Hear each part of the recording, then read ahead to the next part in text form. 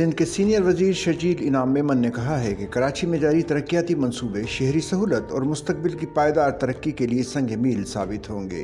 K4 मंसूबा कराची के अवाम से किया गया वो वादा है जिसके तहत शहर को साफ और वाफिर पानी फराहम किया जा रहा है। उन्होंने कहा कि सिंध हुकूमत के तमाम इदारे वजीर आला की हिदायत के मुताबिक मुकम्मल हम आहंगी से काम कर रहे हैं। अजीज भट्टी पार्क से उर्दू यूनिवर्सिटी तक पानी की पाइपलाइन बिछाने का मकसद शहरियों को तवील मुद्दती सहूलियात फराहम करना है।